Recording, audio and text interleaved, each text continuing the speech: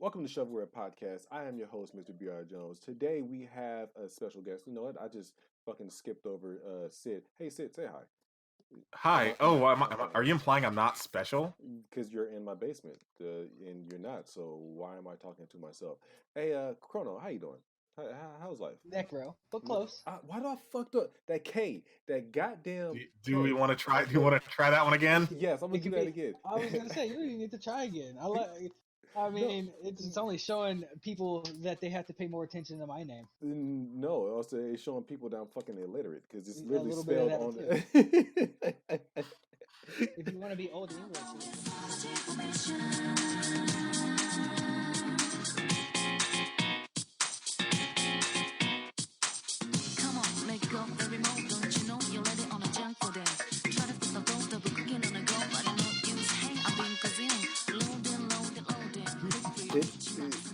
So we just was like, yo, that shit's silent.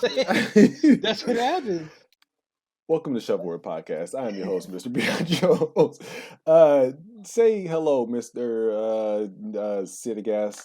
How's life? Oh, it's great. It's getting hot and warm in the summer, which is great because I'm coming to you live from Bobby's basement. This seriously, this California weather is bullshit, man. Like it's cold one day, then it's hot as balls the next day, and like I don't know how to dress. I'm fucking sweating my ass off. I don't know. Yes, it's I don't know. And our guest today, Necro. How you doing? There we go. Hello, everybody. I got this is not my second take, y'all. This is definitely my first take. I got that shit right. Here he is. Okay. He was on episode 2. He might even be a regular. I'll jump around sooner or later. Yeah, regular. Yeah, he's like the Green Ranger, where he's there often, but we don't really know if he's going to be there like every. So, but see, like the Green Ranger eventually becomes the leader. So. Oh shit! Okay. Oh shit! Oh god, Bobby, he's coming for us. He's coming for us. Okay, well, he's gonna be like the Crimson and Navy Rangers from Ninja Storm that I only saw because it was airing at the same time as Naruto and was also about ninjas. What the fuck was that? Like Ninja Storm? No, yeah, the sidekicks on the side or the sidekick Rangers or whatever. Like, so there were 3 of them. This is literally the only part of Power Rangers I've seen like at all. They were the Crimson and Navy Rangers who were supposed to be part of the initial 5, but like they got brainwashed. And then there was the older kid, I think his name was Cameron, who was going to be the Green Samurai Ranger, but his master, who's like the father character, was like, no, you're not fucking ready for some reason. And lo and behold, he's been like a fucking ninja since he was like 10 because he's like the boss's kid. So labor laws. He's real good at it. Labor laws, right? All right. Why are we talking about Power Rangers? Welcome to ShovelWare, a video game podcast of legend. And there we go. That's your one for the podcast. We had a couple things we want to talk about, right? What do you guys want to talk about first? Do you want to talk about so imagine a world where me, an edgelord fucking atheist going, hi, check out Richard Dawkins, he's so cool, God is gay, or whatever they say. And I found Shin Megami Tensei, the game where you can shoot God with a gun.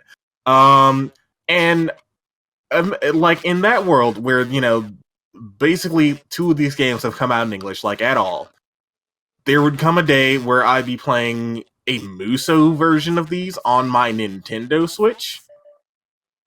And that's what we have. Yeah, so this was supposed to be a port, right? Or so it's a Persona 5S that everyone, especially me, so I just have straight up egg on my face now, thought it was going to be Persona Switch because it's going to be on the Switch and has NES in it. What else could it fucking be? Turns out it's a Persona 5 Dynasty or like a Muso game where, you fight like hundreds of dudes at one time and all sorts of, you turn off your brain and you hit X because that's what they do in Muso games, and I love it. Actually, I was going to say, have you played Dragon Quest? That is one of the few I didn't play. What It's the Dragon best Quest? one. Was Heroes. Heroes. Yeah, Heroes 1 and 2. I played the Japanese the Japanese demo on the Switch. It's actually kind of good. Yeah, I'm with you on that. Oh, it's. I played number 2. I actually beat the story. It had amazing story, amazing mechanics. It was open world, and it was a Muso game.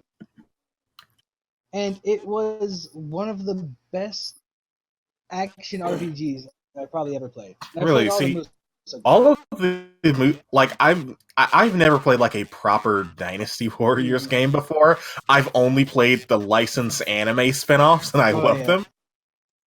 Yeah, the anime spin-offs, there's some that aren't too bad. A lot I of know, them are not that great though. like I know, like basically everyone except for me hated the Berserk one. I didn't play the Berserk one, but the Gundam ones, that was kind of cool. I mean, it's not my Yeah, they were thing, but they were interesting. kind of cool. The one I really didn't like though was the Fire Emblem one. That was that really one, Yeah. that one felt like it didn't feel was- so much bad, but like they were sort of phoning it in. Everybody talks about how easy it is. You can go through that whole thing and never die on the hardest difficulty.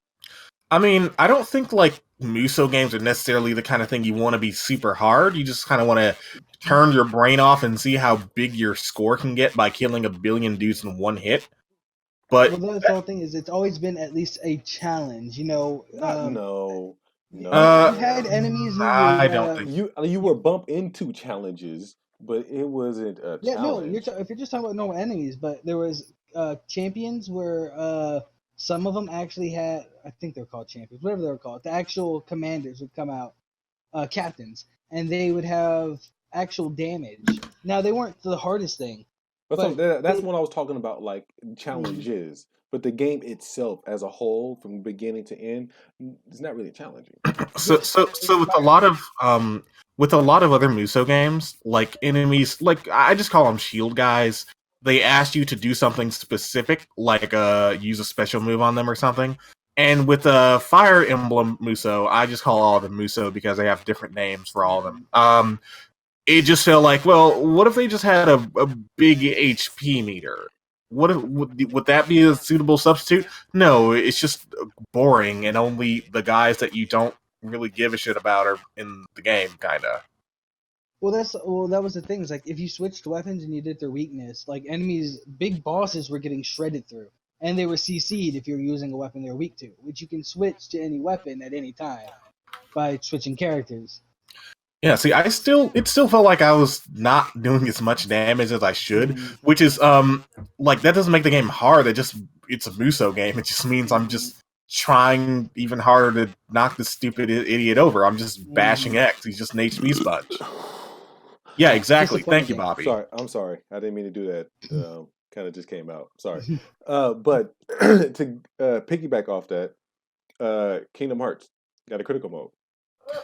The fucking promised day is finally here, and there are people outside my window. Sorry. Well, I was gonna say before we switch topic, for Persona though, about it being in there is every other game that has Muso has always been games that did not care about their not third party games, but their spin-off games. Legend of Zelda, like Nintendo doesn't care about spin-off games. Like they've never put the quality they put into a mainline game. So even the Zelda ones and the Fire Emblem ones were okay. That's not entirely true. Some of them, I mean, like Captain Toad and shit, like the Mario ones. I wouldn't call those amazing. Like even those are still like they're not amazing, but Captain Toad is a mini game inside another game, so they did not put in any effort. Like yeah, it's still a quality game, but that was a mini game inside a mainline game. That's no effort. I feel like first part. I feel like with Zelda Muso, they definitely did put a pretty good amount of effort in. They just did it like for the DLC. But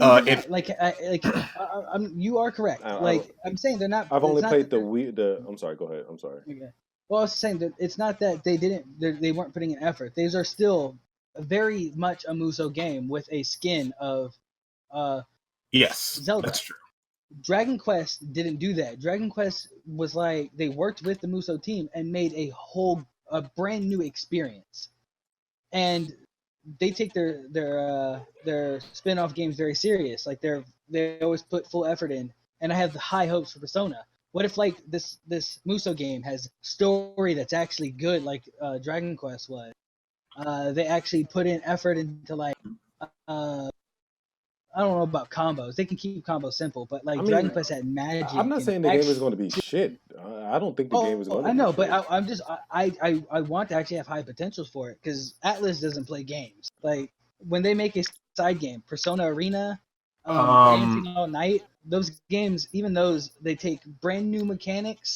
Like Dancing All Night is not just a DDR game. Like like Dancing All Night, even though like all the fucking Persona storylines for those games, I would rather shoot myself than experience. They make a pretty respectable. I never played them. Like the Persona fighting game that looked cool, but I'm not in the fighting game. Yeah, but I'm not in the fighting game. So I didn't. Like the fighting game gives you like an honest to god follow up to Persona 4. Like they even have like a conclusion for Adachi, who's apparently just been rotting in jail. Just send me to prison. I want to go to prison. It's like, no, tell me how you kill people. I put him into the TV, and he's just been stuck in jail for the last 6 months, and that's fun. Sorry if you didn't beat Persona 4. I just spoiled who the bad guy was for a and they're not going to remember. 10-year-old game. 10-year-old game. These are all Americans. They heard Adachi and instantly forgot what you said. I didn't even know what you were talking about. I played the game. No, I'm joking. But that's the whole thing is like there's only been one Muso game that's ever even impressed me, which has been Dragon Quest. I played all the other ones and I had fun. I'm not saying they weren't fun, but they've all a Muso game. Dragon Quest. Yeah, I remember you liking different. I remember you liking, what was that game? The Gundam one. Yeah, I enjoyed it, but I didn't love it. Like I said, I had fun with them, but they were a Muso game. There was nothing different. You'd have enemy spawn, you would dash around the map, and you'd get to a location. The boss would spawn, you'd kill him. Another boss would spawn in another location. You go sprinting off. Dragon Quest ditched that. It's actually an RPG formatted dungeon. Really? Huh. Yeah, it's the enemy spawn in certain locations, but it's an actual story. Everything is built on the idea of this being an actual dragon in the Muso world, not a Muso skin. And that's phenomenal. And I would love to see Persona do the same thing and not follow. That's going to be exactly what they. But remember, Dragon Quest got a lot of praise out there for being so unique. It didn't do very good here, but it got a lot of praise out there. We don't care about Japanese games. Don't really like outside of certain like mainline series and like like published games or certain with people. Not a lot of Japanese games get a lot of love out here. Period. I mean, look at Nintendo. I don't think there's ever been like a super American, game that did well on like a Nintendo system. Hold on. I think it may. Hold on. Discord's acting up again. I'm hearing every other word.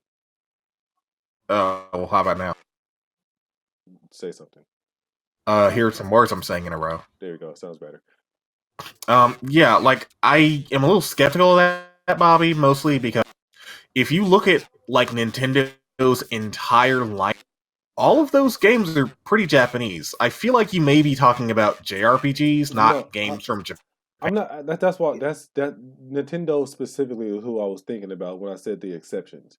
That's who I was talking about. Like, and then some Square games, but I'm talking about like Japanese games, particularly like. Well, saying Nintendo, that's a like Namco Bandai, like Sega, all of Sonic. But like they're the mainstream ones, but they only appeal to certain gamers. Like, okay, think about all the American gamers and think about what's popular in the States. It's all Western game, like Grand Theft Auto. Bob, it kind of sounds like you're trying to tell me, bruh, the color blue isn't popular with people except for the people that like the color blue. Yeah, but the color blue is the most popular game. I'm sorry. The color blue is the most popular color, but that's completely different from the actual the games. Like Japanese. I know what he's trying to say. Well, I think it's a little bold to because again, even though I know you said with exceptions, like all of these exceptions, which is a long list and a huge part. Like I understand what you're trying to say. Like companies like Nippon Ichi, Atlas, whoever the fuck does the Legend of Heroes game. But I think those kind of all right. See, like I think you're overestimating. Okay, think about it like this. think like just look at it in terms of like actual numbers. My dog is going off in the background. I'm sorry, but think about it in actual numbers. Uh, I think the best selling Zelda game was Breath of the Wild, and that was like its opening weekend. It was the best selling Zelda game ever.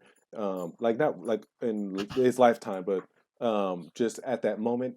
At that night, and it was like 2 million games or 2 million copies in like a single night, which is really good. Don't get me wrong, and that's obviously a popular franchise, and it's going like when it came out, it got a lot of attention. But Call of Duty, even though people shit on Call of Duty all the goddamn time, in the States, easily makes like 10,000 copies in a night. This first opening night, and it gets shit on. Like it's a different type. I'm just saying, in the States, it's a different market. Japanese games just don't do as well in the States than they do. Like Sekiro is another game. Like that's a Japanese developed game. It was published by an American publisher, which is I think is the first FromSoft game being published by an American studio, but that didn't sell nowhere near as much as a like I don't know, name some kind of sport game. Okay, what about Dark Souls? I think popular, right? From what I've heard. Yeah, but still only like 4 to 6. So what Bobby's saying is the casual market. He's counting the casual market, which we don't. We don't do. Yeah, like admittedly, I will entirely admit I don't know. Like I don't understand the people that buy Madden every year. I don't understand that. I don't. It's the same shit. Like Madden cannot justify making a new game for $60 every year. They should just have a season pass. Live service makes sense for shit like Madden and live. Like yeah, it makes sense for shit like because like I don't think they're gonna fucking kill Madden anytime soon. Oh God. Oh no, I don't want to talk about killing games yet. That's later. Yeah, but actually, also, we can transition if you want to. But go ahead. I was gonna say the last thing about that is it's the same as World of Warcraft. You're buying an expansion essentially. That's what they took with rebuying FIFA and all those games. But the reason the industry is getting upset with FIFA and stuff now is they're doing that expansion shit and then making microtransactions 90%. At this point, the game should be free if you have so much microtransactions. But that's never going to happen. That's never going to happen. My fellow, whatever we call ourselves, Shovel Boys, Shovel Gang, Dig Boys. I don't know. Before we Dig Boys. I heard you said. I like Dig Boys. I like Dig Boys. Or whatever the fuck we call it. Before we make me sad by with companies dragging their own video games out and blasting their fucking brands out with their video game families watching, can we talk about Castlevania first? I was gonna say we have to go to Kingdom Hearts next. No, that's fine. No, because we can talk about Kingdom Hearts. We can say that for later because we all like Kingdom Hearts, and that's the easy one. But I forgot why you want to mention whatchamacallit. So go ahead, Castlevania. All right. Okay. Listen.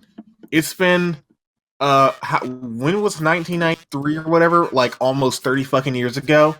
For the first time, you can actually fucking play Castlevania Bloodlines without stealing that bitch or paying $1 billion and getting a CRT TV and getting a Sega because Konami, they're releasing Castlevania Collection on like the Switch and the boys. Hold on, wait, I did actually. Hold on, so what? How many? Because I might get. I don't have a Switch. Okay. So it's gonna have Castlevania 1 through 4, and yeah, like except for 4. 4 isn't very good. 4 is like it's just as bad as the other ones, but except for what if it was fun and easy. Yeah, and a whip that did crazy stuff. Yeah, awesome. Yeah. 4 is, by the way, it's the best one. 3, I love you. You made a real good anime. I don't think I would play that game for fun unless if I hate it myself. And it's also going to have not in the video game way. I don't want to get. It's going to have Castlevania 1 and 2 on the Game Boy those aren't good. But last but not, hold on. What? I'm sorry, Discord. Like, I hear you, but it's like it's stuttering. I don't know what the fuck is up with Discord right now because I have nothing running in the background except for OBS. Oh, is anything happening better now? I think it's my connection. It might be the Discord server because that was what was happening to me last time I was in call with you. It's doing the same thing it was doing to me, but mine's is fine now. Okay, maybe okay. Well, it sounds good now, so I'm just going to keep an eye on everything. But go ahead, continue on what you're saying. I'm sorry, Brandon. Okay, yeah, I don't know where Discord's goofed up, but we're gonna get Castlevania 1 through 4. 4 is the only good one one that would be fun today. It's gonna have Castlevania 1 and 2 on the Game Boy. Again, don't know why they're doing those. It's kind of random. I don't think anyone wanted those, but it's gonna have the NES version of Akumajo Dracula-kun, or Bokuwa Dracula-kun, or Kid Dracula, where you're playing as a little tiny Alucard, like a little chibi anime Alucard, and he's going around a little big-headed anime version of Castlevania, and it plays like a Mega Man game, and it has a ghost that has like a manji on its head. It looks like a swastika. It looks like a Klansman for some reason.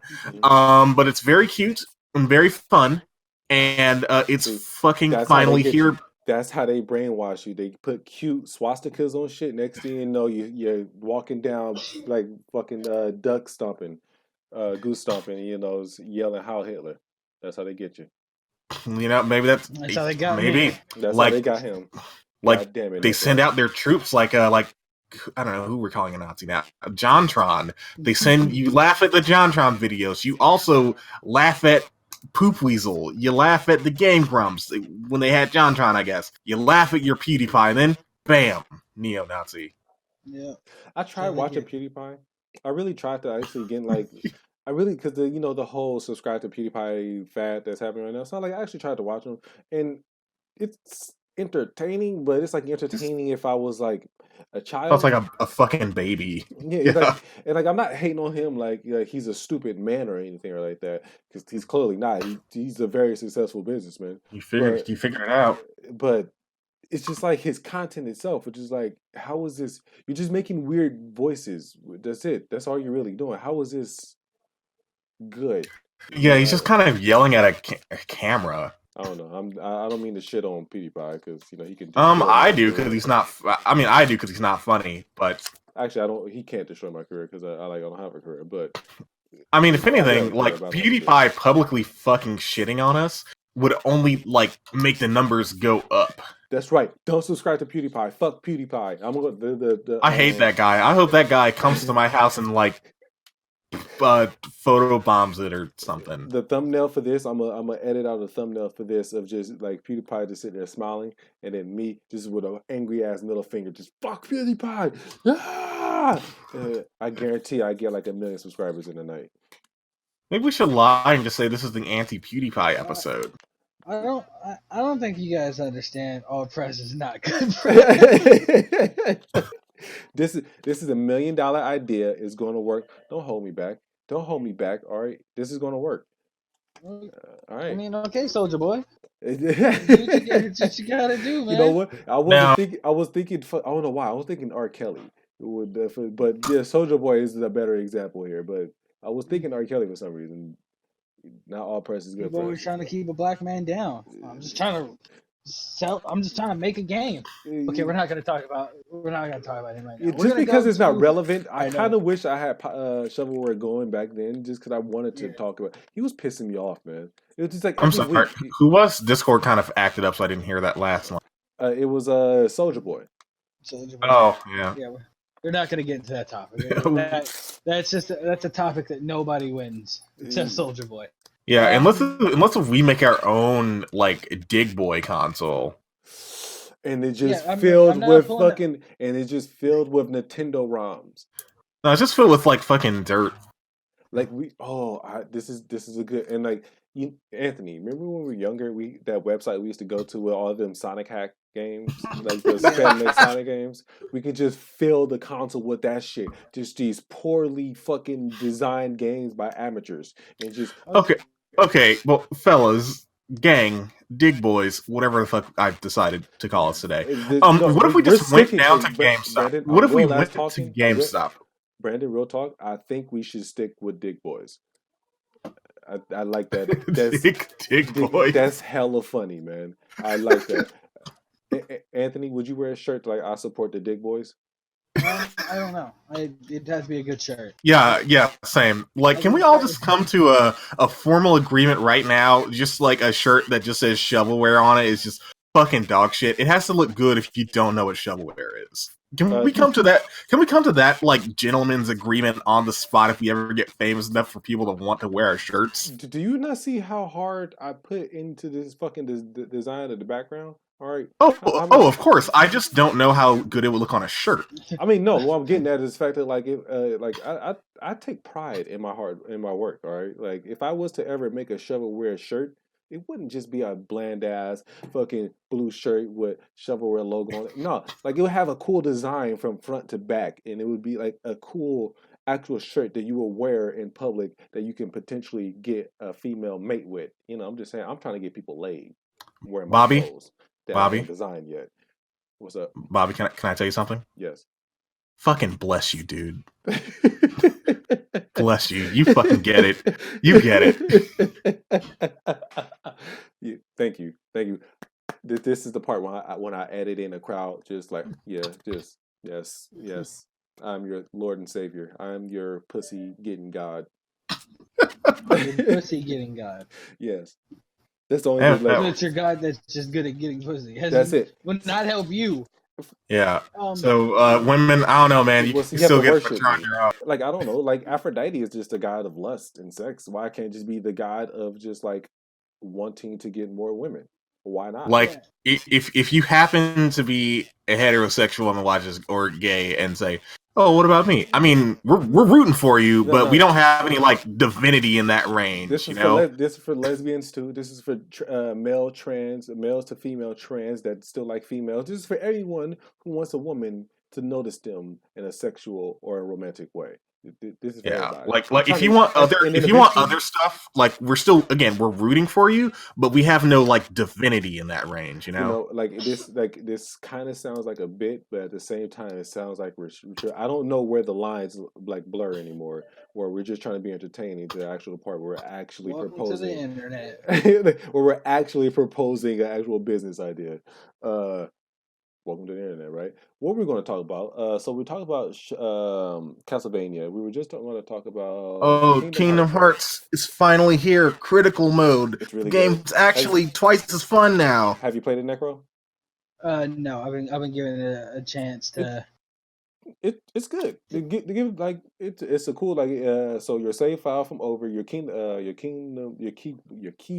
I'm sorry, your keyblades and your photos transfer over. That's the only thing that transfer over, and you just start, and it's kind of cool. Do the bullshit I get from Lucky Charms? Do they transfer over or no? Only the photos. Only the I don't even think like the So if all my photos are like the Lucky Charms, like I assume so. I didn't actually check because I only did that to get the ultimate weapon. After that, I didn't care. Then I have the ultimate weapon and that transferred over. So I literally I'm debating if I want to start over at level 1 too.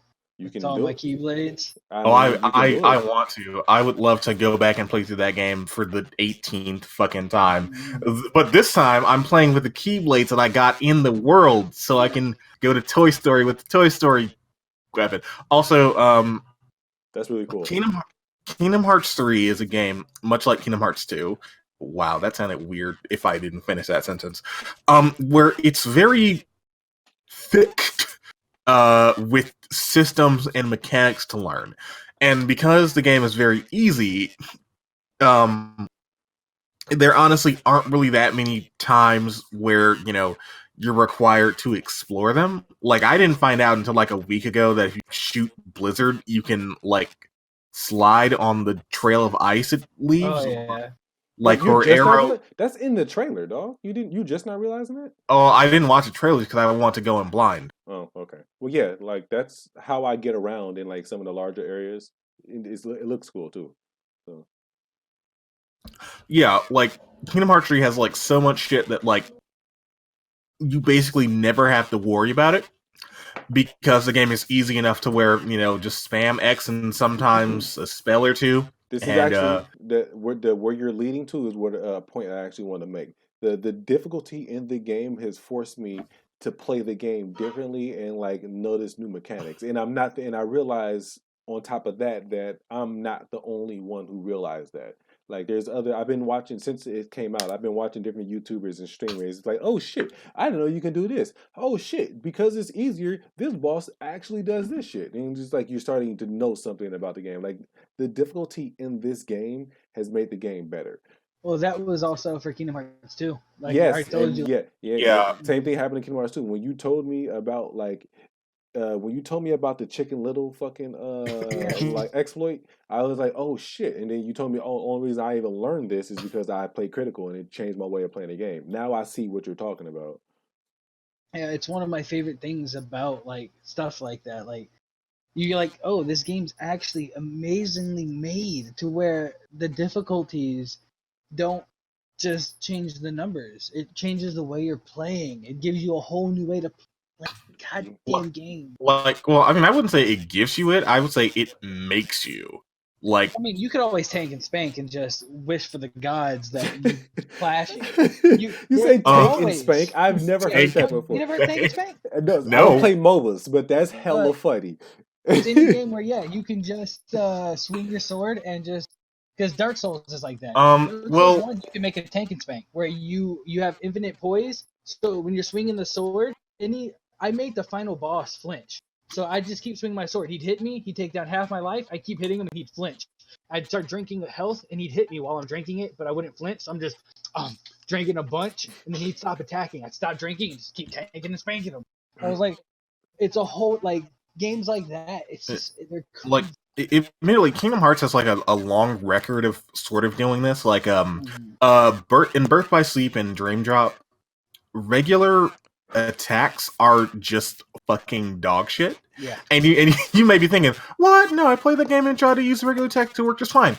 Okay, the second you get Balloon, only cast Balloon and see how much easier the game is, and you're just killing bosses in one hit. I didn't play Dream Drop Distance, but I heard that Balloon. Yeah, you did. You let me borrow it. No, but okay, I let you borrow it. No, yeah, you played more of that game than I did because you had it way longer and you actually played the game. I got it, and I'm like, I'm just not feeling this 3DS game. Now, like, or two. I'm sorry, 3DS thing, whatever. I just wasn't feeling it, so I never actually got into it.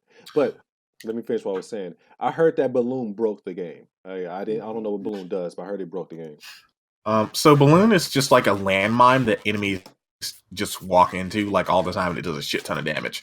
But yeah, like Kingdom Hearts has a long record of doing that, and also I didn't like Dream Drop Distance either. I thought it was fucking dog shit. Wow, it seems cool. Watching gameplay, it seems cool. I kind of want to play it. No exploration, or exploration doesn't have meaning.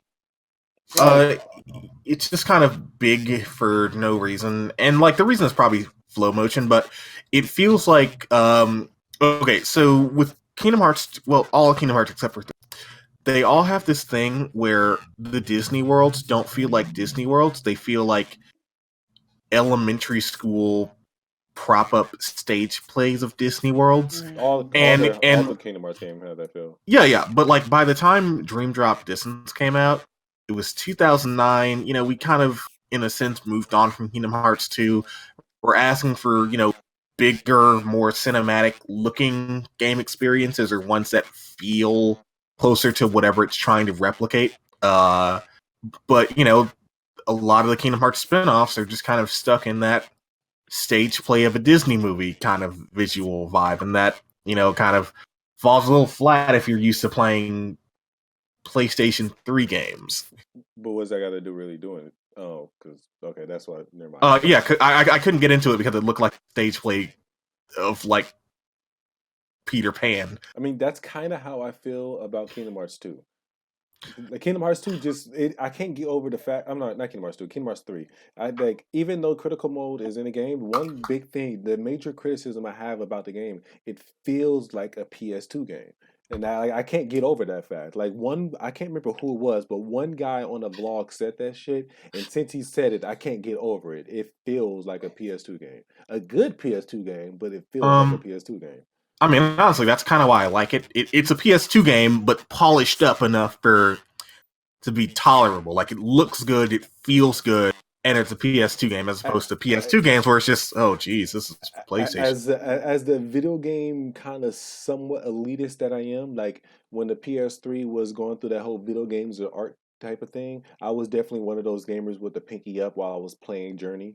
So like as that guy who still kind of has that in him, I just expect more. Like we talked about this before in the past podcast, but hey, you make too much noise. I love you, but you make too much noise.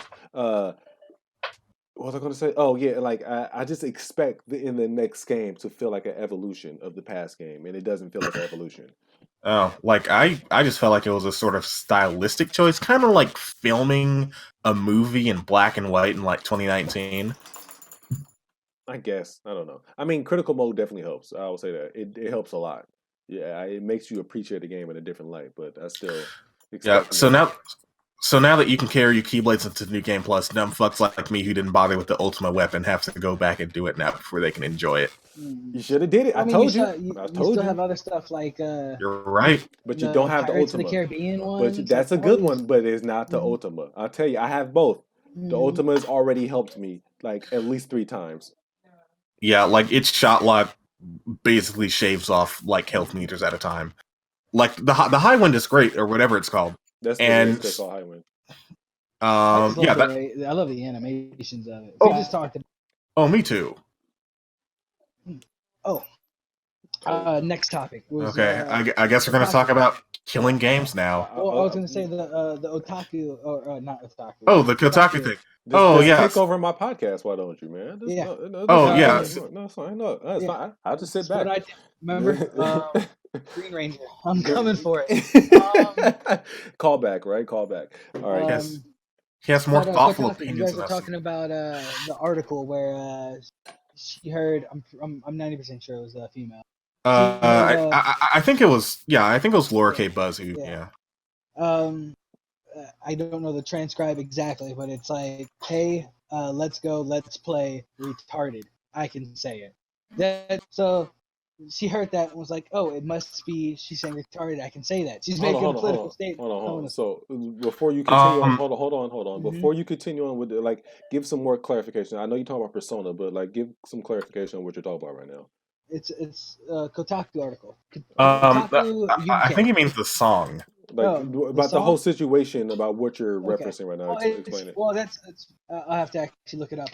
I didn't do it because I didn't want to cover stuff. I guess I'll go for it. So the opening in Persona 5, "Wake Up, Get Up, Get Out There," it has a lyric that's something like hold on. I got it open. So the article is Persona 5 or Super Smash Bros. Ultimate Persona 5 DLC appears to include a disability slur. It's updated. It goes over the song "Wake Up, Get Out There," and the lyrics that she heard were, hi, are you ready? Ready to pick up the pieces? Let's go, let's play, retarded. I can say it. Are you ready? So those was what she heard, and you can't find those lyrics anywhere because whenever it's played live or anything, she scats pretty much. She improvises and starts scatting in. So this one is also improvised. So So it's just her scatting. Yeah, well, it's her. In this one, she's picking up, getting ready to scat. The live version would have a full scat, and they do other stuff. But every time it's played, it's different. So there's no. And she has a very distinct accent that's very hard to hear English words. Yeah. So it's you hear it and it sounds like it says retarded, but it's out of place. It's super out of place, and it's when you listen to it and other things it could sound like is retorted, because it's all about music, or it's retarded, or in the sense of music. I forgot how it's actually pronounced. I'm sorry, is retarded a musical term? I don't. It has. I don't remember. It's like retardant. It has an extra thing at the end, and I don't want the word retarded can be used more than like when I was doing the firefighter thing. Like sometimes people refer to like your Nomax as like fire retarded. I mean, Yeah. so they okay. Like I just meant specifically as like I understand that like yeah, like I understand that like retard is just like to prevent. But I didn't know specifically a music. It just means to slow down. Oh, it doesn't mean to stop. It means that's flame retardant means that it will burn, but it will not catch fire. It will just will melt. It's like highly resistant to fire. It will take longer for it to actually burn. It doesn't catch fire. Yeah. But musically, it means you slow down the tempo. Sounds like you've been thinking about this way more than we are. Well, I followed the word retarded for a while. I love language. So like. Okay. Yeah, I'm a weird okay. Well, in that case, maybe I should. I love language. I get called a grammar Nazi way too often. I'm like, okay, well, maybe in that case, maybe I should go first, and then you can call me out on it. So just knowing that, like, all of the Persona songs, sung by, fucking what's her face? Lynn's one of them. Basically, all the Persona songs past 3, have all been sung by like the same person, I think. And they all are in English. All those songs are in English. Yeah. And if you have played a Persona game, you were probably thinking, "Really? What? Yeah, it's all in English." Crazy. Yeah, you know what? So to piggyback off what you're saying, I didn't realize her music was in English until I actually listened to the lyrics of Heartbeat. That I actually listened to it because you're right. She has a very strong Asian accent. It's obvious that like she is not a native English speaker. And it's so beautiful. But it is nice. Yeah, like it's like the best broken English in song form that I've ever heard. But my gut kind of goes to, not to call out, like, I'm not a fucking journalist. I don't know how the struggle is. But, okay. First off, this song is like 3 years old. I don't know why this is becoming a thing like right now. Because I definitely thought about this when I heard the song the first time. It was put in the Smash Bros. Like I got that, but like I don't understand why people that give a fuck about Joker being in Smash probably played Persona 5 already. But again, I don't know the fucking journalism game, but like, did someone stop to say, wait a minute, this person has a track record of not having the most clear English in the world. I think this thing might not be the word retarded. I mean, but back onto that fake news thing that everyone is talking about, like, that's not what journalism is about. It's all about shock value. So like, she heard something. This before you guys start spreading misinformation. This is the part I wanted to bring up about it. Okay, my bad. Yeah, no, that's why I wanted to bring this one up. Go ahead. So she was brought into by Persona fans to look into the song. She wrote the article and she wasn't publishing it. She sent it to her boss for the review, and she sent an email before it even went to Nintendo and Atlas asking what the lyrics were.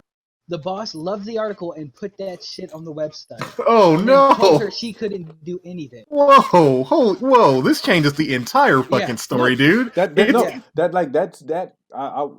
that just this does add fuel to the fire. What I was just saying there. It's but not her fault. You're right. Okay, I know. Don't blame her, but like, okay, it's not her fault. She had an idea. She presented it. She didn't like the idea. She didn't want it to go up. Okay. Give her credit. She wasn't finished. She was waiting for a reply for Atlas to find out what the words were. Okay. So, all right, that's fine. She was doing actual journalism, but her boss is just, just adding fuel to what I'm just saying there. It's not about like facts or even like whether or not something is worth reporting on. It's like whatever gets the most clicks, whatever shock value. We're talking about it right now. They win. Yeah, and then so she wasn't allowed to say anything for the first 2 days that it was up because the boss wanted to wait for the reply from Atlas and all them. And then the update that was put out there is I'm gonna read this update. A lot of Persona fans are insisting that the lyrics are retorted or retardendo, a musical. We've listened again and still don't quite hear it that way, but thought we'd update to allow there to be allow that there may be an innocent explanation, and we're simply dealing with an unfortunate sound alike. It's like, So you heard something wrong, public as a fact, get called out on it, and you go, well, we're getting presented other information, but we ain't buying that shit. So we're just going to keep it up and hope it's an innocent explanation. Innocent explanation is you guys published the shit that was I can't really stress enough that, like, in Japanese, like, when you're trying to pronounce a word in English from Japanese, some of those letters are gonna get a little bit fuzzy. Mm-hmm. It's perfectly reasonable if, like, retorted. That's pretty reasonable. Like, if you look at, like, official Persona lyrics, it's pretty clear that, you know, this person had something that they meant and just didn't know how to pronounce it in English. Not like, oh, it doesn't know English, but yeah, it doesn't know English. Like, if I sang a song in Japanese, even if I was the world's greatest singer, someone Japanese would probably say, his pronunciation was a little off. Yeah, and that's the whole thing about it. So, like, it is still very, very much to criticize Kotaku, especially Kotaku UK, because they're the ones who did it, not America. Yeah, because to my understanding, UK is kind of unrelated and just share a name. Yeah. But I just wanted to make sure. I was like, she made a mistake, and she got a bunch of back out. She wasn't allowed to say anything about it because her boss was like, "You're not allowed to say it until all of this stuff comes out." And she did. She was like, "Yo, guys, I didn't want any of that to happen." And she like explains the whole story, and it's like that's shitty because for that first like 2 days, we were all as a community like, what a piece of shit. Like, whoa, this is like peak fucking fake news culture, dude. And it's like, she's like, no, that article wasn't finished, nothing. And it's like, shit like that. Oh, there's another. We have published a redaction to this article. We screwed up with that Persona layer. You should probably read that and skip this. So but the article's still up. Yeah, and that was the other problem. The same exact thing happened with the Forbes article with the disrespecting gamers with the difficulty thing. The day after, literally the day after, another person wrote an article like Sekiro does not need easy mode, and this is why. And the guy, I didn't actually read the whole article, but in the article he was just explaining like everything we all wanted, and you know from Sekiro, every point that everyone's been making why it doesn't need an easy mode, but like no one talks about that. Happens the next day, but the article that had like to start the whole argument in the first place is still up. You can still go to it right now. Well, it's because nothing's incorrect there. There's no misinformation. It's just opinions, and they're all pretty. Also, even though I'm like always the first person to go, oh, these Dark Souls can show easy mode. Apparently they patched some stuff to make Sekiro quite a bit easier, and no one said a word. The game is really hard, to be honest. Like they made it is difficult. Oh, Bobby, I don't want to hear any of that kind of talk. I'm just. All right. No, you're gonna Anthony me up here. Well, Dark Souls 2 is real easy because you can infinitely regenerate the health rings. Okay, I don't want.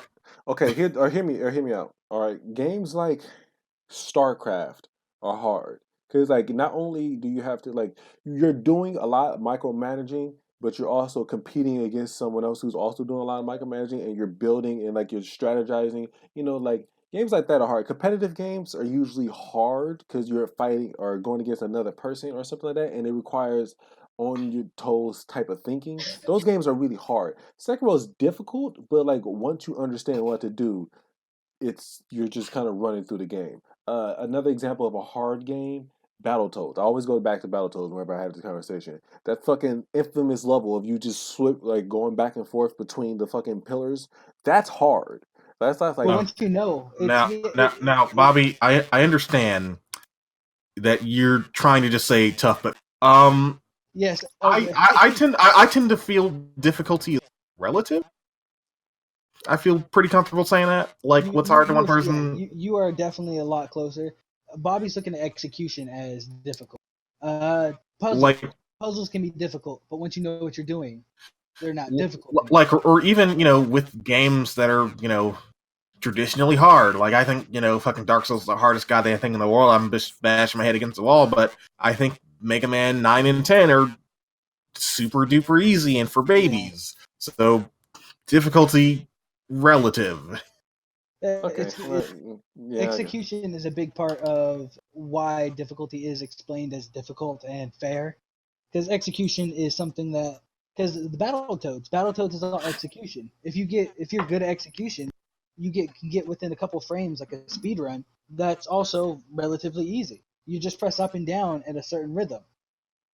Information is key for almost anything that is quote unquote difficult. But the question is, how long does it take to get that information? How hard is it to execute that information? And how reliable is it? RNG is another difficulty that is universally claimed as difficult, even if you have skill, because you have no. Mario Party is a difficult game if you're just trying to win, because you can just have all that taken from you because a guy rolled a 6, landed on a boo that took all your stars, gave it to you, and that game's now considered difficult because of RNG. But those are the three things. Yeah, actually, I was thinking about something like this because Animal Crossing to me is difficult. So you're right. Like difficulty is relative because Animal Crossing is difficult to me. I can't play that shit. It's information. That's 90% information. Well, I also feel like there's a certain amount of even when we are solely talking about execution, where the parameters for execution are relatively fair. Again, like Dark Souls, Mega Man, they give you like very clearly defined rules, and give you like a fairly predictable path. And what's not predictable, they give you certain parameters that outright tell you, even if things aren't 100% true all the time, you kind of know what to look for and when to think on your feet. I think even then, difficulty is still relative because you're still drawing on how good you kind of are at games already. Like, I suck at Dark Souls and all that good stuff, but I probably do better than someone that does not play video games at all because I'm drawing on, like, already, skilled execution that I've done before. Your video game literacy, you have some form of literacy. Exactly.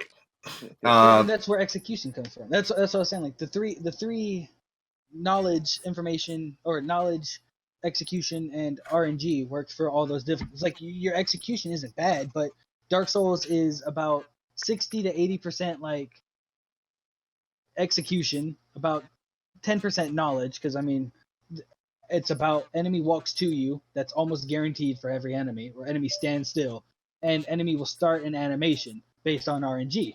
And then you have to use execution to dodge that, or whatever, or counter, or parry. But information is small. RNG is 1 out of 3 to 4 moves that they normally do, and execution is the other 80%. So this is one I'm probably making myself sound like an idiot, but I don't think I've ever heard anyone really talk about this one.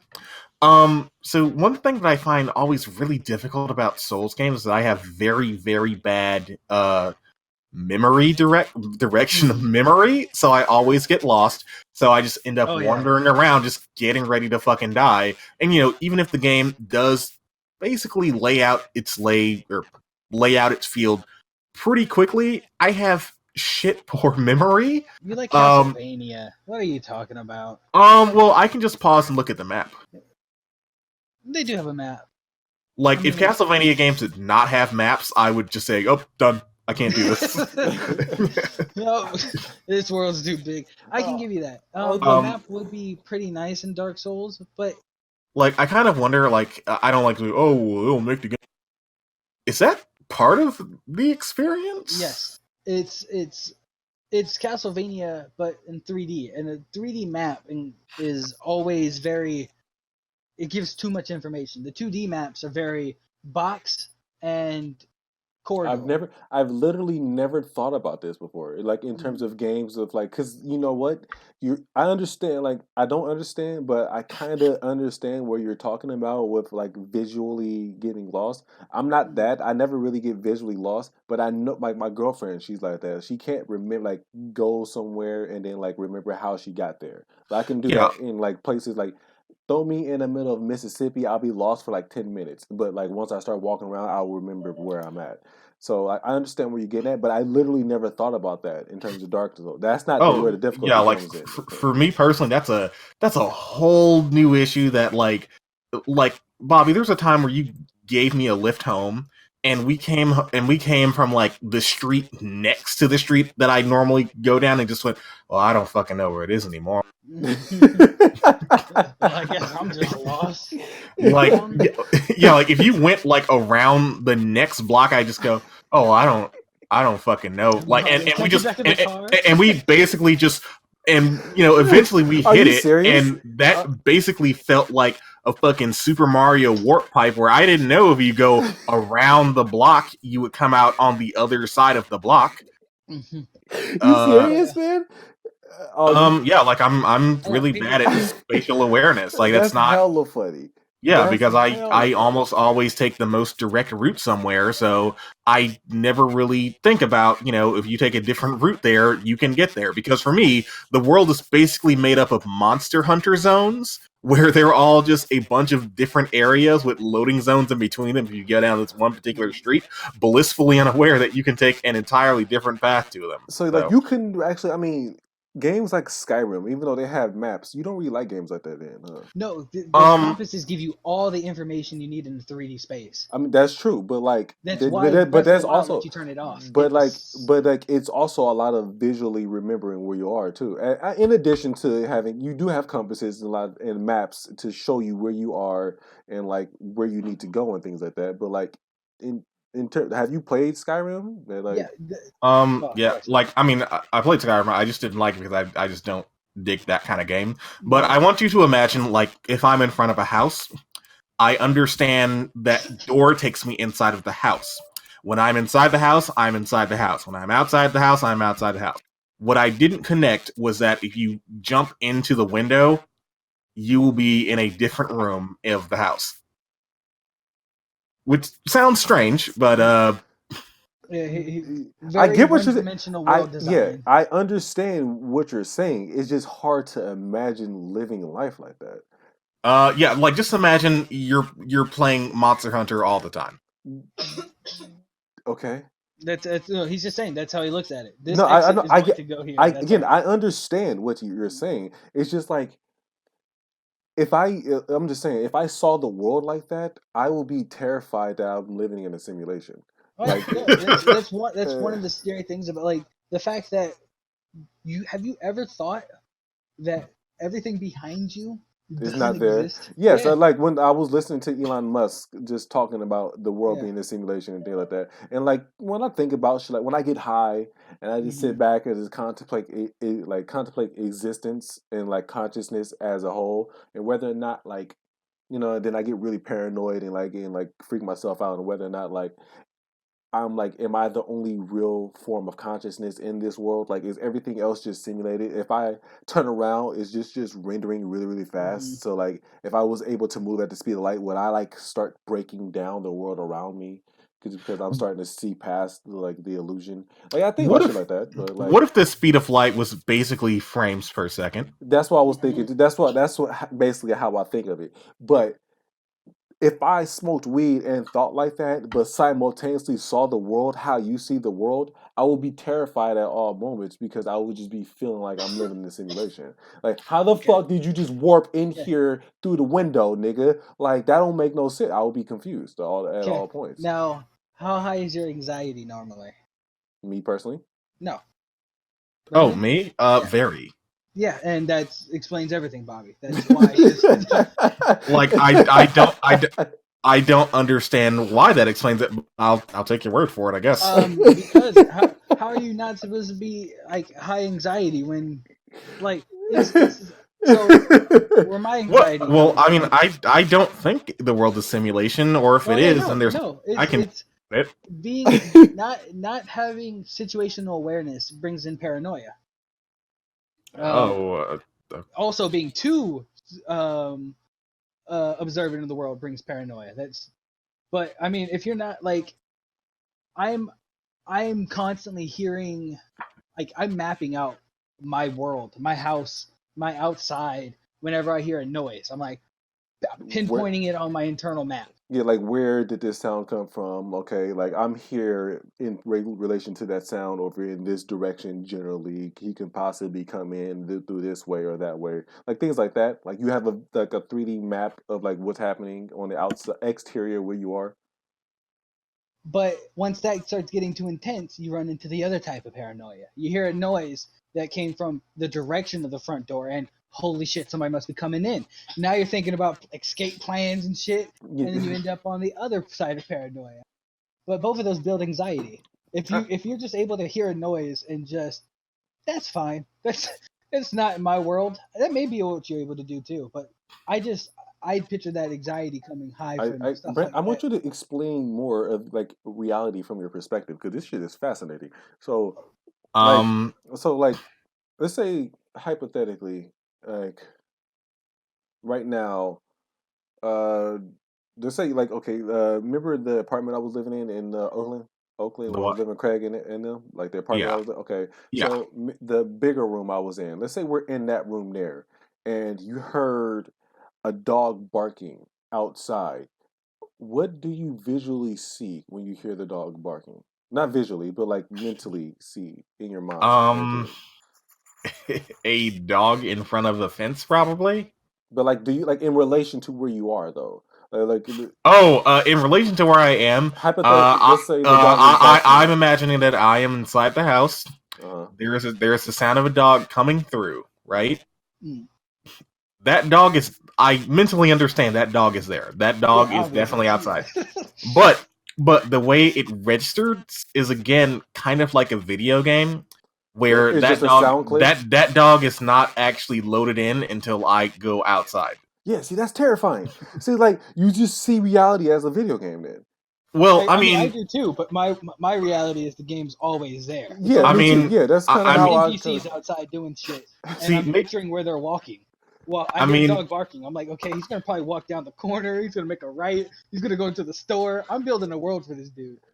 I mean, maybe this is easier for me to process because I wear glasses. I'm basically blind without my glasses, so there's already a certain amount of disconnect where my eyeballs are not giving me what things actually look like.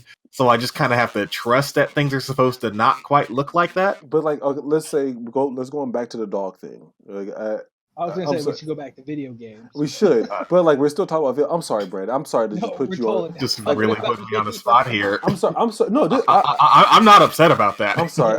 This is actually because I didn't know this about you, so I'm learning something about you right now. I just so happen to be recording while I'm doing this. I can stop recording. We can talk about this later. Oh no, it doesn't matter.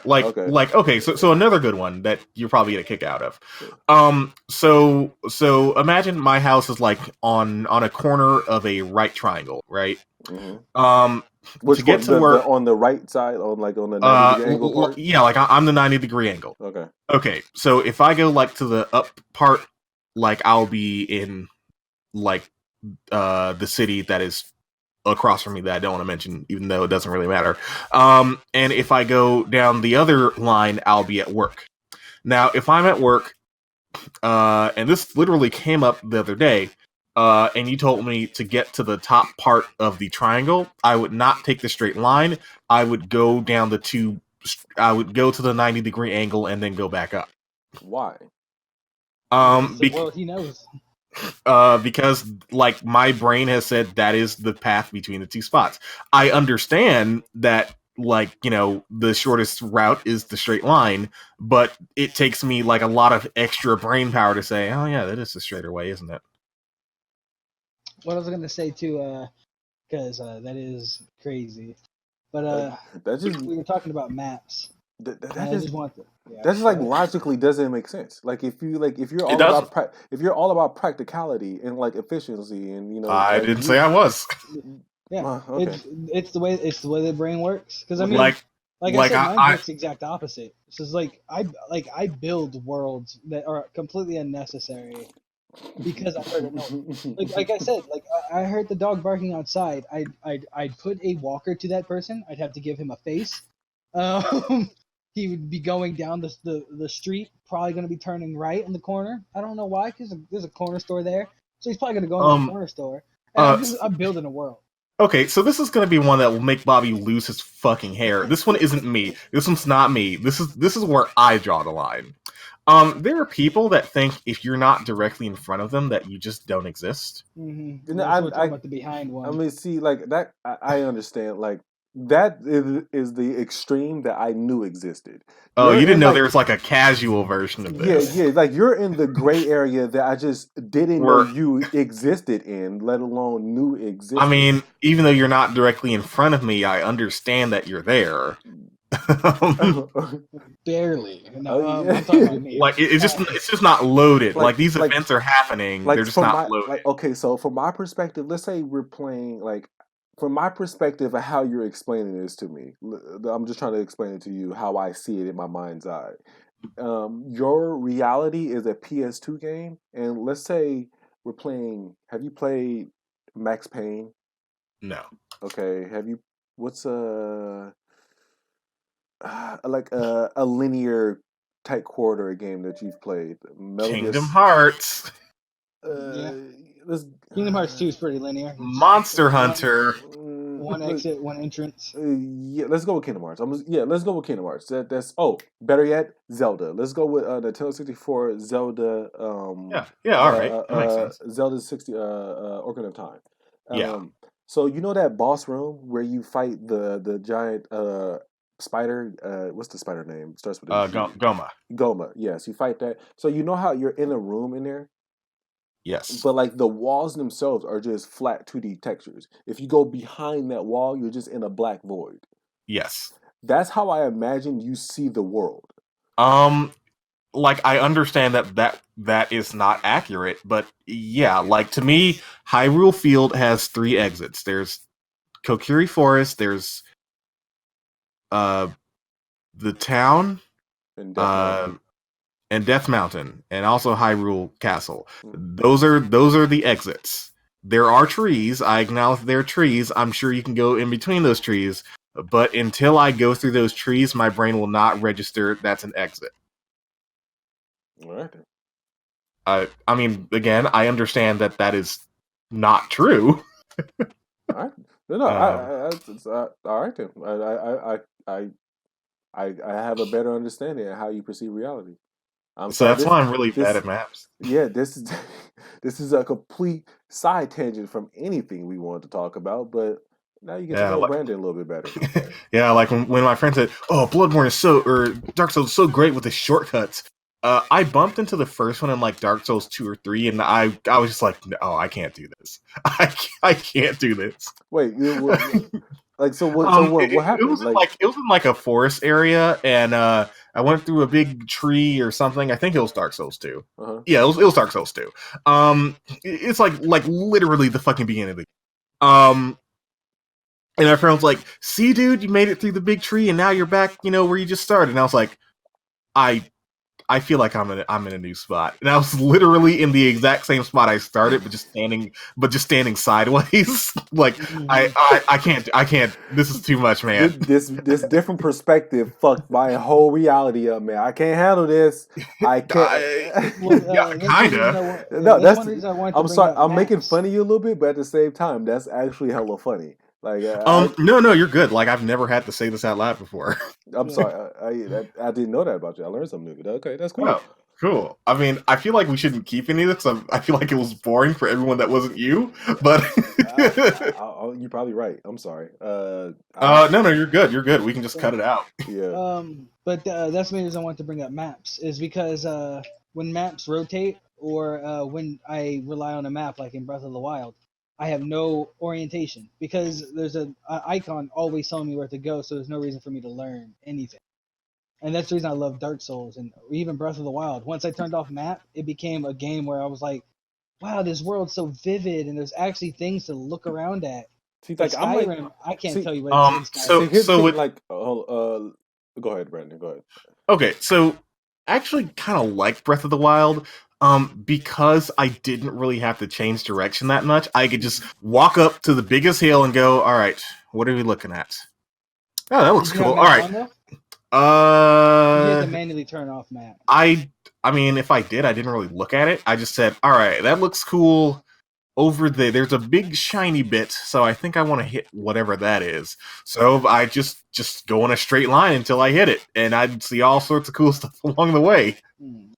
It is actually designed to be played like that exact way. So it's a good thing you like that. But to go off this even more. I'm like in the middle here because let's say I'm playing Skyrim, for example, like specifically Skyrim. I don't care that like it has emblems on the map and everything like that. Like I can still learn like where I'm at, and even if the emblem is telling me to go this direction, if I'm high, like if I'm curious enough, or if I'm just high enough, I would just wander off. Like honestly, I would just wander off. I don't give a damn that the emblem is telling me to go this direction or anything like that, or if the game is specifically instructing me to do something some other way. If I'm curious enough, I will just go ahead and do it. So I'm like right there in the middle, and I just learn as I go.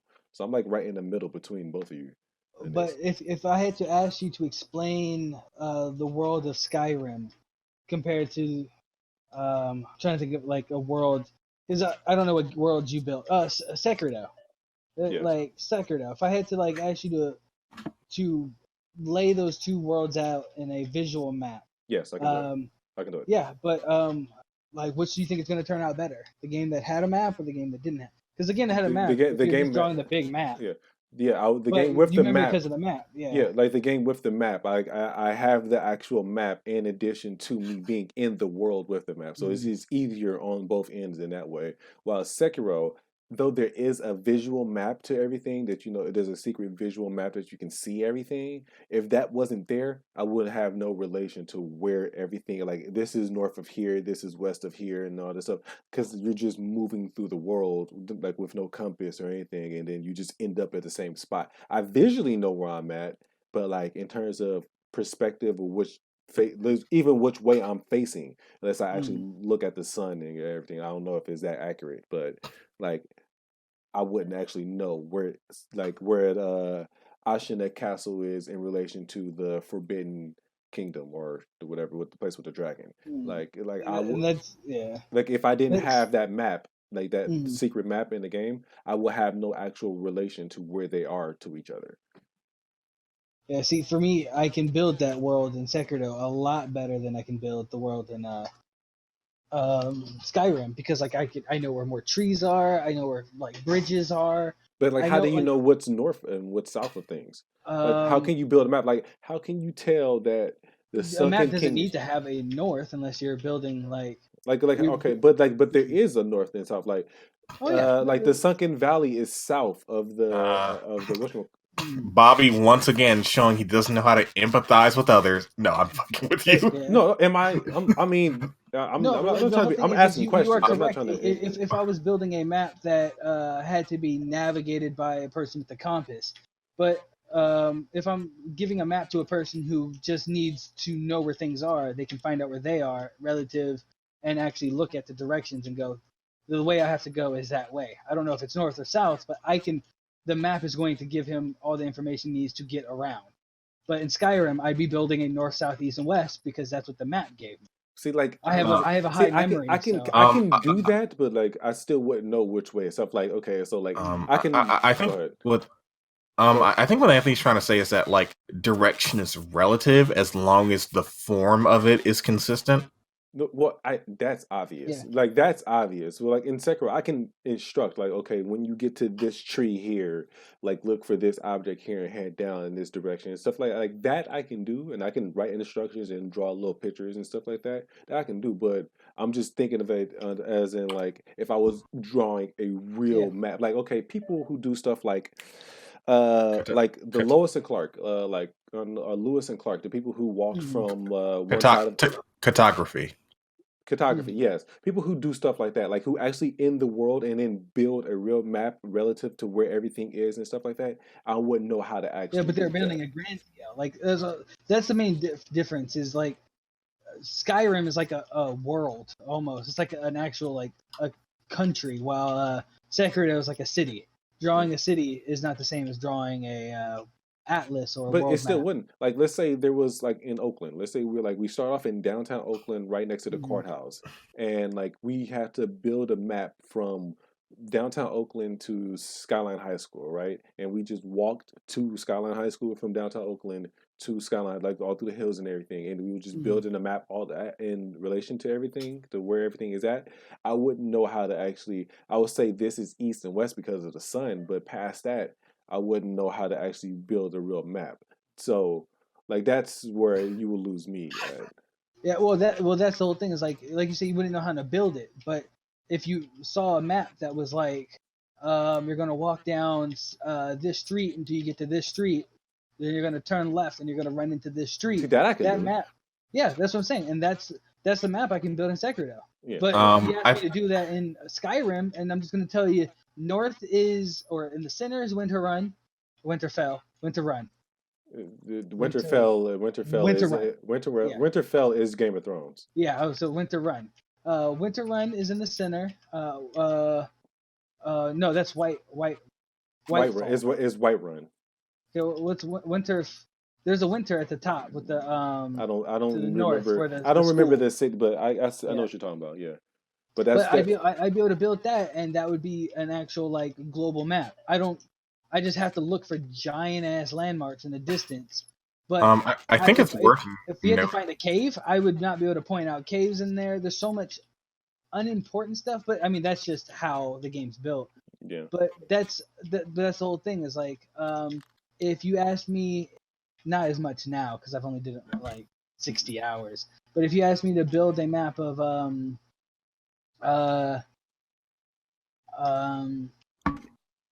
Zelda, I'd be able to build the roads, the mountains, and the cities, and that's going to get you a lot better. And like the roads, that's the main thing. Is I can almost draw the roads for you. But like, and that's only because I took off the map. So I used roads to actually find cities, the mountains to find the cities. I never brought up my map unless it was for marking it for a location to come back to later, like looking on a mountain. And even then, I didn't like it because it put the compass, which is why I took the compass off. They just felt different because it was living in the world compared to directing people where to go on a map. I think that's the best way for me to explain it, is instead of me going, go to this location, that's how I feel in Skyrim. It's like this location's on the map, just go in that direction. If you find stuff along the way, if you get distracted, have fun. But I'm not learning the world. I'm getting distracted in the world. I'm not actually trying to learn my orientation based on the roads, on the mountains, on the things that are key features of the world. But in Dark Souls and Legend of Zelda, like, mountains meant more to me than half the things because I knew what that mountain meant. I was like, that mountain meant I was close to this city. But in Skyrim, I couldn't tell you what fucking mountain. If you pointed at a mountain, I'm like, it's one of the 20,000 mountains I've seen. What's at the top of it? Oh, there's a dungeon. Maybe it's this mountain. That mountain had an important dungeon. See, I can actually do that. Like certain mountains, because I paid attention to it from different angles. So, but I understand what you're saying, but at the same time, I still see it differently because I don't know, maybe I'm just more visually observant or whatever. I don't know. It's different ways we look at the world. Yeah, but I can. Look at the world. Yeah, like I just think 80% of it doesn't exist. Yeah, so unless it's in front of you, yeah. Like the ocean as a concept is at best nebulous. Yeah, that's like every time I think about space, it's how I slowly get to my mindset. Like, oh, everything's relatively makes sense, and then I'm like, oh wait. That's looking at a dumbass map that's just telling you this. In reality, space is just nothing. It's a lot. Oh, it's planets. Nah. There's barely any planets. Stars? Nah, there's barely any stars. Mainly just nothing. It's basically just fucking nothing. We see a lot of dots, but in between those dots is a lot of nothing. There's even more nothing. Yeah, so like I'll progressively like, oh man, the space is full, and I'll slowly, as I think more about it, become the same way Brandon thinks about everything. Is how I just slowly. It's like there's probably nothing. See, like how I'm like I don't know how I like when I think about it, like how I perceive the world compared to how you guys perceive the world. I should be paranoid way more often, but I'm not because like I'm always sorry. I'm consciously aware. Always sorry. I'm always sorry. I'm always sorry, bro. I'm always fucking up. I'm always sorry. I'm consciously aware. I'm always consciously aware of the fact that I'm on a giant rock with water on it, flying at like I don't know how many miles per hour, just in empty space. And there's other rocks that's just could potentially crash into me at any point in time. And there's giant galaxy-sized black holes that just enveloping other fucking things. And then there's even giant fucking disc of balls of gas and planets and shit hurling towards us and everything around us. And in between all that shit, it's just giant empty vacuums of nothing. I'm like the odds of bumping into literally anything is basically nil. Yeah, like nil, but at the same time, the odds of us not hitting anything ever is basically nil as well. So it's like, or basically non-existent as well. So it's just like I'm at a point in my life where I'm like always aware of that shit, and it's weird to me to find out that you're not always aware of that shit. Like I'm not looking down. I'm not trying to be unsympathetic. I'm seeing reality from a different perspective. I mean, you had to think, not too long ago, you'd wake up thinking, wow, I sure hope, we don't go to war with this guy again, or I hope another atomic bomb doesn't blow up, or I hope life doesn't suck today. Man, life sucks every day because it's not perfect. And it's wow, we've changed a lot. But see, like you're right. Like I don't know. You're right. Do you ever hear? And this is my transition because I have literally nothing to say on this topic. Hear something really fucked up that happened in the past, and you go, "Oh man, I remember video games. Mm-hmm. That's pretty cool." Yeah, no, I do that. My biggest fear transition. Of a war, biggest fear of a war is I'm not gonna be able to play my video games anymore. That would suck. Okay, I don't want to get really grim, except for I always do.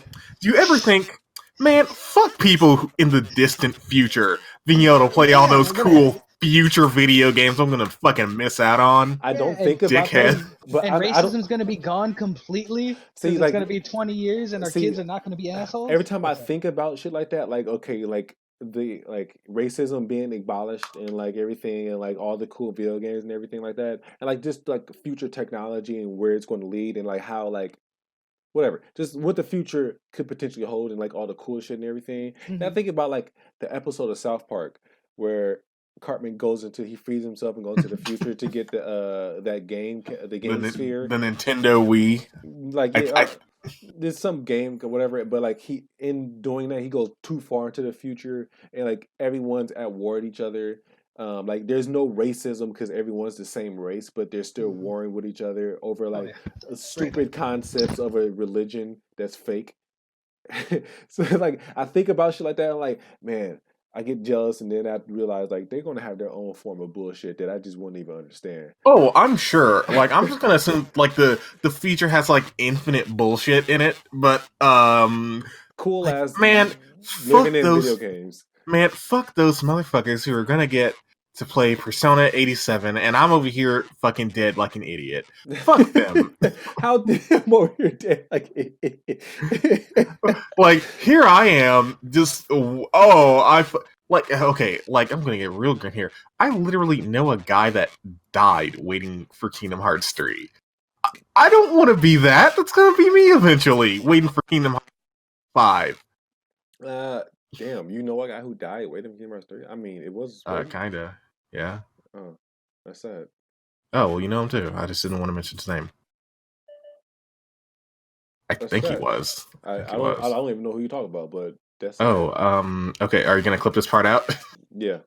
It was Brandon, the other guy. Oh, shit. Yeah. Like, that guy, his life ended before he got to play Kingdom Hearts 3. And not to make a joke, people dying, but that's gonna be me one day, where I'm gonna die before something happens. Man, fuck people in the future. Yeah, you're right. They should have made those games right now instead of later. There's a woman, she's an older lady, and for the next Skyrim or the next Elder Scrolls game, Elder Scrolls 6, she's big in Elder Scrolls community. She's a grandma plays Skyrim or some shit like that. I don't know, but she's an older woman who plays video games, and she's worried for the same reason. She's worried that she's not going to be alive by the time the next Elder Scrolls game came out. So they just put her in the game. So she's just like CGI'd into the game. I'm like, okay, that's kind of cool. That's a cool way of getting around it. When I'm on my fucking deathbed, I'm gonna call up fucking Valve or whatever and just say, listen up. The doc just told me I got like a week and a half. Y'all gonna make Half-Life 3. Just tell me what happens. You can just tell me what happens. Fine. I'm about to die, bro. Like, come on, like, I'm on deathbed. I got 5 minutes left. Just give me the ending. Like, could you just do it? Could you just get Half-Life 3 out right now? I'm literally about to go. All right. That's what the Kingdom Hearts 4. No more. Could you just tell me what happens in Kingdom Hearts 4? If you're still working on it, you got paperwork signed. I understand. Just tell me what happens. You do realize does Luffy find the One Piece? Yes. Does Boruto become Shinigami? Is that what he wanted to do? Like, because Naruto's already the Hokage, so yeah, he wants to become a Shinigami with like Ichigo. Wait, does he? Yeah. No, I don't know. I don't know anything about. Yeah, I wouldn't be surprised if Ichigo didn't find out he was also a ninja, though. Is that still going? Is Bleach still going? No, I think the manga ended too. Yeah, it ended. They told that nigga, okay, you're done. Yeah, I was surprised. They literally gave him a Quincy, Soul Reaper, a Hollow, whatever Chad was. They literally gave that dude 5 weeks notice. What do you mean? Mm-hmm. Oh, so in manga, like when your shit's not selling very well, they'll just cancel it and they'll just say, all right, we looked at the numbers, not doing too good. You have 5 more chapters. Mm-hmm. Oh, okay. So they just wrapped up the story in 5 chapters? The best he could. Yeah, best he could. It's still better than Yu Yu Hakusho. He ended that shit in 1 episode. Oh, I'm done writing about demons. End it. So wait, I don't remember. Oh, that's right. He just. Oh yeah, he was like, okay, I'm fucking out of here. Yeah, I'm out. Gotta go. At first, I hated it, but the more I think about it, the more I go, is that like a metaphor for being an adult where you just go, all right, fuck it, fine, whatever.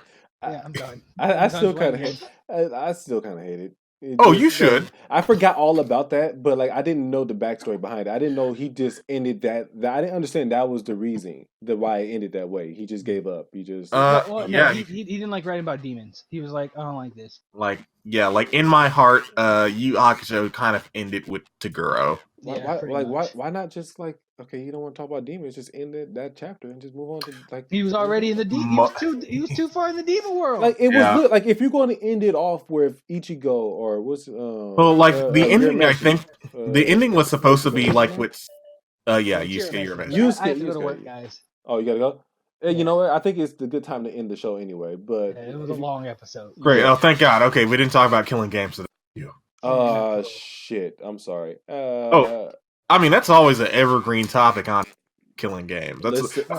That's the hottest new fucking meme that like companies like doing. Oh shit, this has been a long one. All right, so let's finish it here. So you told me I should do it. All right, I will. That's right. You go ahead, Brandon.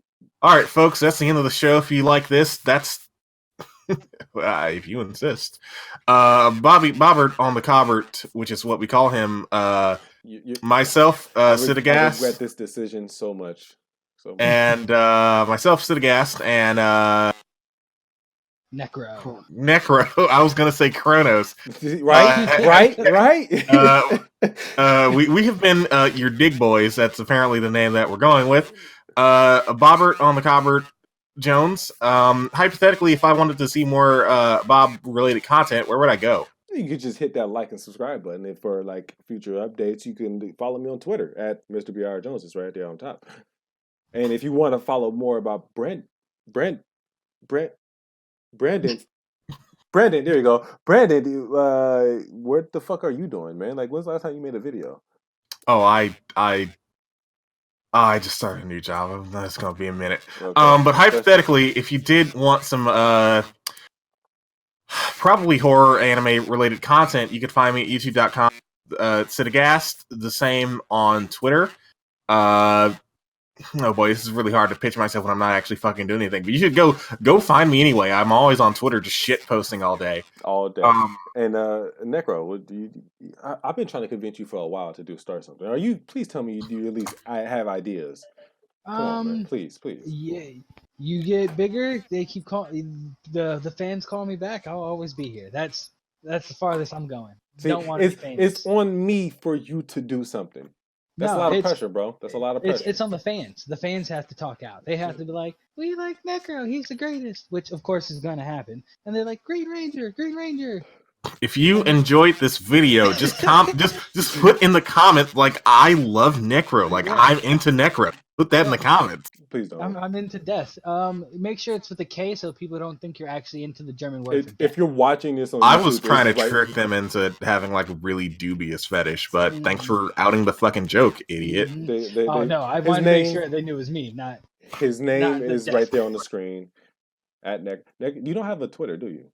No. You should have it. You should get a Twitter. Yeah, I might do a Twitter. I might do that. That's what the cool kids are doing. Just get a Twitter. It's just for conversation, dog. You know? Yeah, Kim Jong-un has a Twitter. Is it wild to know Twitter? I didn't know he had a Twitter. Well, I mean, I guess North Korea. I figured. I just kind of assumed it was just his Twitter. Wait a minute. Time out. Does is there an official Kim Jong-un Twitter account? I think it's just a North Korea one, but I just kind of assumed it was his. That's still kind of weird. Is there? So there's an official verified North Korean Twitter account. Would not be surprised. I mean, I don't know if it's verified. Goodbye, Anthony. We'll end this here. So, adios. Good night, everyone. And that has been ShovelWare Podcast. It has 3,000 or 300,000 followers. Good night, everyone. Go follow if you enjoyed North. That's odd. Yeah, that's the end of the episode.